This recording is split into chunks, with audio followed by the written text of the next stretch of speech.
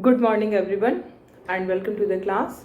We are doing the chapter Tribals, Decus, and the Vision of a Golden Age. And as we have seen that the tribals, they used to do different type of work in order to earn their livelihood. As we have seen, some of them were jhum cultivators. It means they used to cultivate by sifting the land, and then we have seen that some were hunters and gatherers, and we have also seen that those who were hunters and gatherers, they faced problems because they have to arrange for the grains because they were not the cultivators, and in this effort many times they exchanged goods with the traders or the villagers, but many times they have to do some odd jobs also uh, in the house of villagers, and many times they have to take loan from money lenders as well. So they faced a lot of problems, and what was their experience, but that whenever these outsiders, who are the outsiders? The outsiders are the tribals. No, the outsiders are the that we say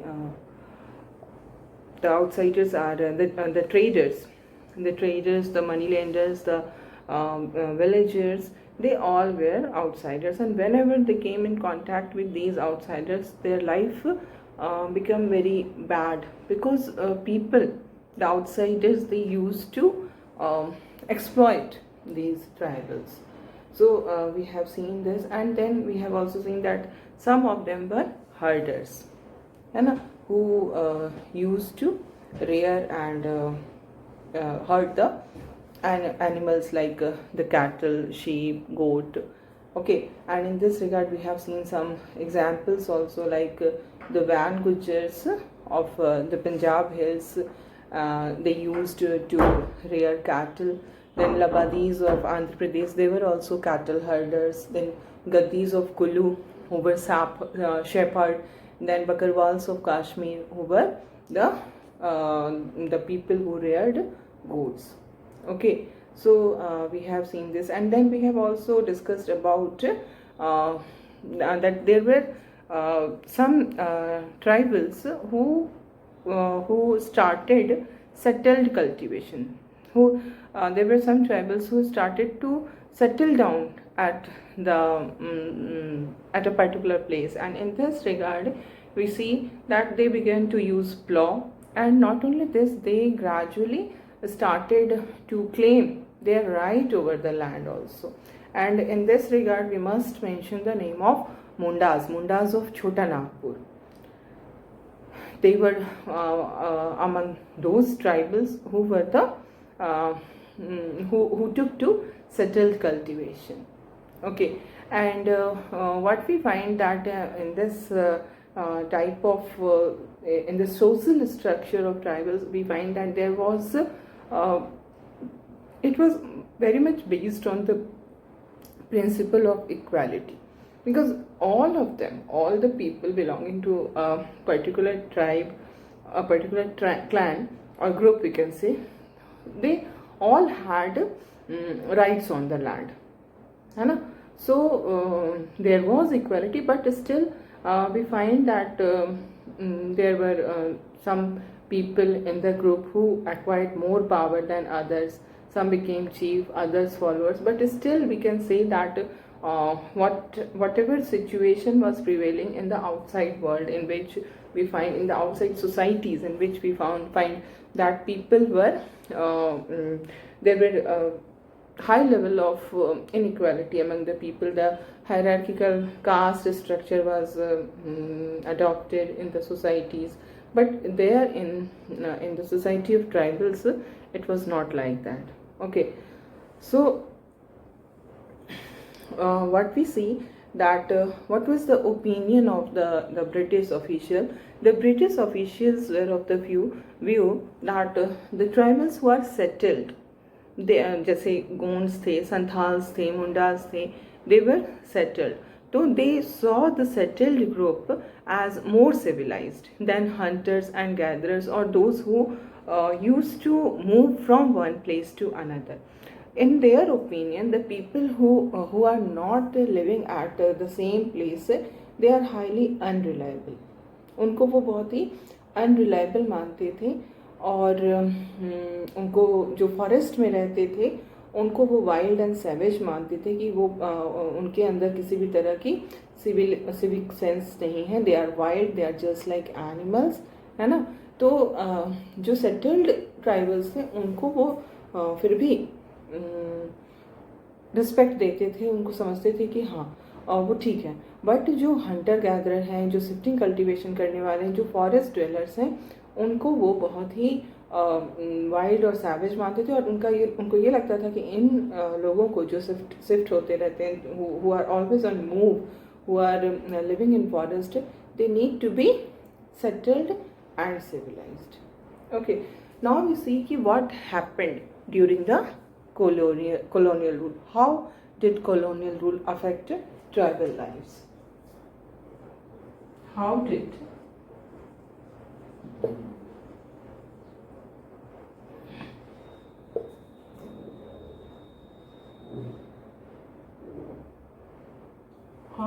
colonial rule affect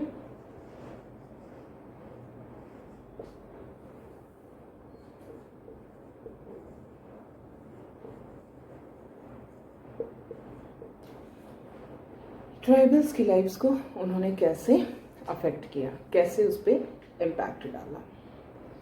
so what we find that the whole life of tribals underwent a huge change during the British rule. So first of all, we will consider what happened to the tribal chiefs. As the tribals, what we see that before the arrival of the British, in many areas the tribal chiefs were very important people, and the tribal chiefs, they enjoyed a certain amount of economic power, and they had the right to administer and control their territories, whatever the territory was under a particular tribe.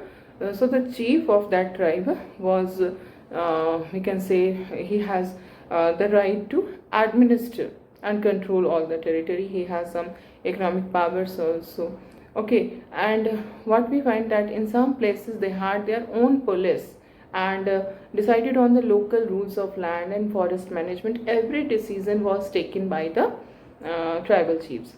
In order to maintain law and order, they had police also, not like the cities, but they had different type of police system.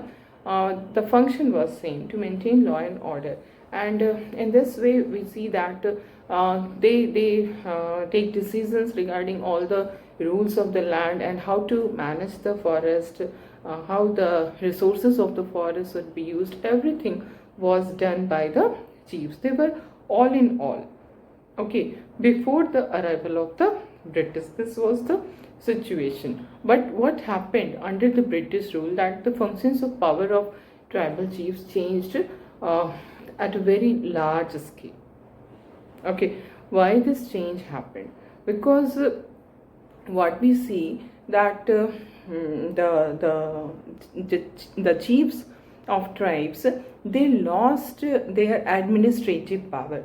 Okay, the power to administer the land, the power to take decisions regarding the territory of the land. अपनी territory के अंदर जो भी decisions है सारे कुछ tribal chiefs लेते थे, वो सारे जो पावर्स थे वो उनका ख़त्म हो गया.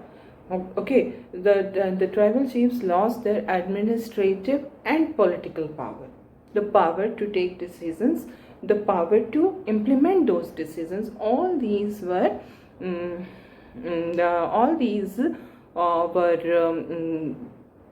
they lost all these powers, and now the British forced them to follow those laws which are made by the British officials in India, isn't it? अभी तक जो वो अपना रूल बनाते थे, chief was just like a raja, जैसे राजा की टेरिटरी होती है, उस टेरिटरी में राजा अपने रूल्स बनाते हैं, सबको उन रूल्स को फॉलो करना होता था। इन द सिमिलर वे जो ट्राइबल चीफ्स होते थे वो भी अपने टेरिटरी के राजा होते थे, और वो जो कुछ भी रूल्स बनाएंगे उसको जो भी उस टेरिटरी में रहने वाले लोग हैं उन सबको उसको ओबे करना होता था। तो वो डिसीजंस लेते थे, that is political power, and then they use to implement these decisions, that is administrative power. But when the British started to control the territories of India, they started to interfere in this system also, and now they forced the chiefs to follow the rules and the laws which are made by the British officials in India. Though we see that the chiefs they retained their economic power, है ना, they were allowed to keep their land titles, and a cluster of villages was also allowed to be with them. They can rent out lands also. So the problem arose only with the political and administrative power. Economic power was not we can say उसमें बहुत ज़्यादा interference नहीं किया गया. Okay, and now they were supposed not only to follow the rules and laws made by the British officials, but they were also supposed to pay tributes, है ना. British को अब ट्रिब्यूट्स भी उनको देना है. What is tribute? जो कि हम it's a kind of tax we can say, but tax is compulsory. When we say tribute it's voluntary, है ना. जब हम वॉलंटरली किसी को कुछ देते हैं तो उसको हम ट्रिब्यूट कहते हैं, that is not tax. But उनको टैक्स ये ट्रिब्यूट देने के लिए भी कंपेल किया जाता था कि आपको ट्रिब्यूट देना है ना. और उनको ये भी उनसे एक्सपेक्टेशन था, उनसे ये भी कहा जाता था कि वो अपने जो ग्रुप के लोग हैं उनको वो डिसिप्लिन में रखें, है. जैसे ब्रिटिश ने जो भी लॉ बनाया है उसको आपको भी मानना है, और आपके जो फॉलोअर्स हैं उनसे भी आपको मनवाना है. You have to make sure that the people of your group must follow the rules made by the British officials, है ना. तो इस तरह से उनकी पावर को ख़त्म कर दिया गया. पूरी की पूरी जो उनकी अथॉरिटी थी अपने लोगों के ऊपर कि वो चीफ हैं, वो जो भी डिसीज़न लेंगे वो सबको मानना पड़ेगा, ये सब कुछ ख़त्म हो गया. और जो भी उनके ट्रेडिशनल प्रैक्टिसेस थे, कस्टम्स थे, वो भी अब वो फुलफिल नहीं कर पाते थे. So this was the we can say these changes occurred in the life of tribal chiefs. ठीक है. तो ट्राइबल चीफ पावरफुल पोजीशन से पावर लेस पोजीशन में आ गए, जहाँ पर कि उनके पॉलिटिकल और एडमिनिस्ट्रेटिव पावर ख़त्म हो जाते हैं. And they were compelled to follow the rules and laws of the British official, and they were also compelled to pay tribute to them, and they were also compelled to make their people follow the rules of the British authority. Okay, and now we have seen colonial rule ने किस तरह से tribal chiefs को affect किया. Then the next thing is what happened to the shifting cultivators, the people who used to cultivate by clearing a patch of forest and by shifting from one place to another. That was called jhum cultivators. So what happened to these jhum cultivators?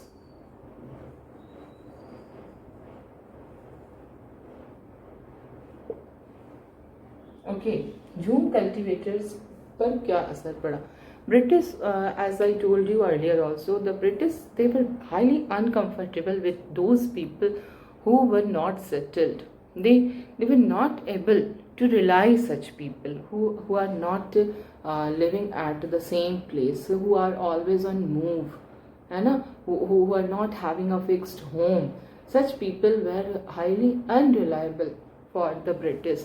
वो उन पे किसी भी तरह से भरोसा नहीं करते थे. तो उनके लिए ये जो शिफ्टिंग कल्टीवेशन करने वाले ये जो झूम कल्टीवेटर्स थे, उनको वो चाहते थे कि वो बंद कर दें. They should stop jhum cultivation and they should settle down and become peasant cultivators, settled cultivators. ठीक है. तो क्यों ऐसा चाहते थे? आखिर इसके पीछे क्या रीज़न था? Why they dislike so much the jhum cultivators? इसके पीछे कुछ reasons. There were some reasons behind it.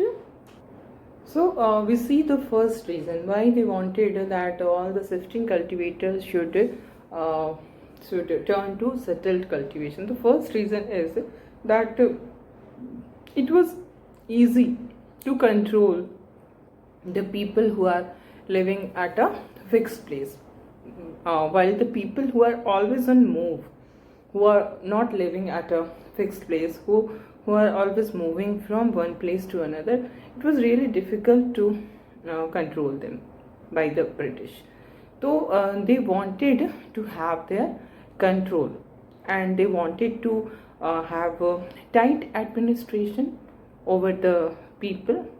So it was only possible when people live at the same place, people live at fixed houses. So this was the first reason. And the second reason is that when these people were moving from one place to another, they are doing shifting cultivation. In that situation, what we find that it was very difficult for the British to gain, to get revenue from them. And the tax which is taken from land is called revenue. So now when the cultivators are not doing cultivation at a fixed place, they are moving from one place to another. So it was really difficult for them to gain get that tax from land, है ना. अगर उनको regular revenue चाहिए था तो ये तभी possible था, रेगुलर रेवेन्यू, जबकि सभी का जो भी होल्डिंग की साइज़ है वो पता है, मेज़रमेंट उसका सही से लिया हुआ है, कितनी एरिया है ना, और कौन सी क्रॉप होती है, क्या होती है. तो everything should be known to the British, then only they can get a regular revenue source. So when the people are on move, when these shifting cultivators are there, when who are moving from one place to another, who are always shifting, who are always changing their this piece of land, so how they will be able to give revenue to the British government, है ना. तो shifting cultivation के साथ ये भी problem थी कि उनके साथ रेवेन्यू नहीं मिल पाता था उनको, है ना. तो ये these were the two main reasons कि एक तो उनको एडमिनिस्टर करना आसान होता है, लॉ एंड ऑर्डर मेंटेन करना, कंट्रोल करना आसान होता है अगर वो एक जगह पे रह रहे होते हैं तो, और दूसरी चीज़ की रेवेन्यू का एक बहुत ही रेगुलर सोर्स बन जाता है अगर if people are doing a settled cultivation. Okay, so these are the reasons why British wanted that the jhum cultivators, the shifting cultivators, should turn settled cultivators. But what we find that the effort of the British government to settle the jhum cultivators was not successful, because what we find that when settled cultivation is done, it is not easy to do in those areas where water is scarce, है ना.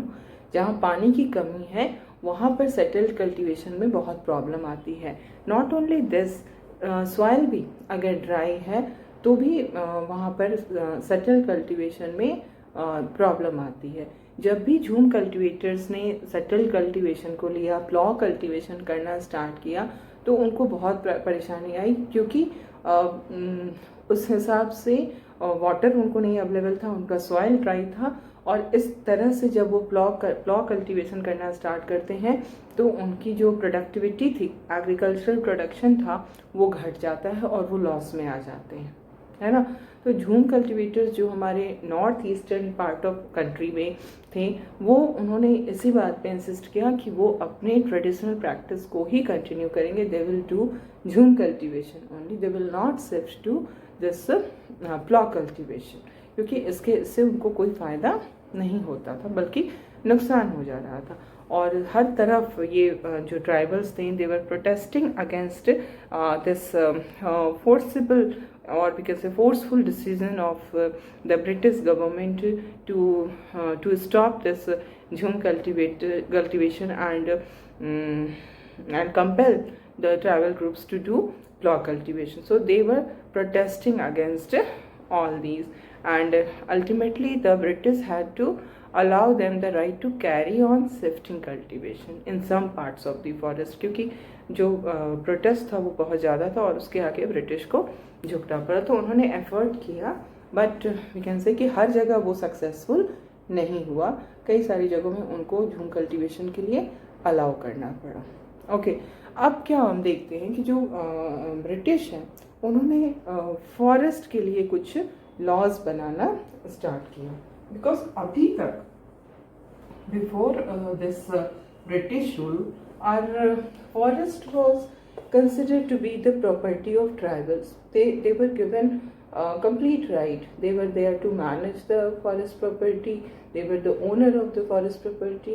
They have some rights regarding the forest. They have some duties regarding the forest. So all the matter of the forest was managed by the tribal groups, and there was not any kind of interference before this British rule. But what we see that when this British rule started, slowly when they started to control the political power of the country from being a trading company to a political power, जब वो बनना start करते हैं, बंगाल में दीवानी मिल जाती हैं, आसपास के जो एरियाज़ हैं उसमें उनको पूरा का पूरा कंट्रोल होता जाता है, टेरिटरीज पे अपना कंट्रोल बढ़ाते जाते, तो slowly they started controlling the forest reserves also.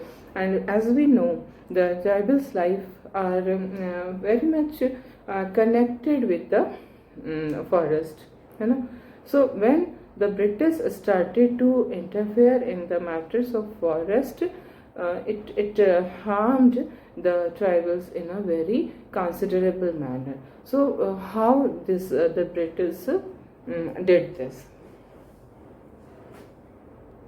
So first of all, what we find that the British extended their control over all forest. All the forest came under the control of the British, and they declared that forests were state property. This is very important to understand that the forests were declared as a state property. Okay, state property का मतलब क्या हुआ कि जो जिसका भी political power है, जिसके भी हाथ में, वही उस फॉरेस्ट को भी ओन करेगा, वही उस फॉरेस्ट को भी यूज़ करेगा। सो इट वॉज डिक्लेयर कि फॉरेस्ट जो है वो स्टेट की प्रॉपर्टी है, वो ट्राइबल्स के लिए नहीं छोड़ी जाएगी कि वो अपने से मैनेज करे और ओन करे। No, the forest is state property. And not only this, what they did that some forests were classified as reserved forest.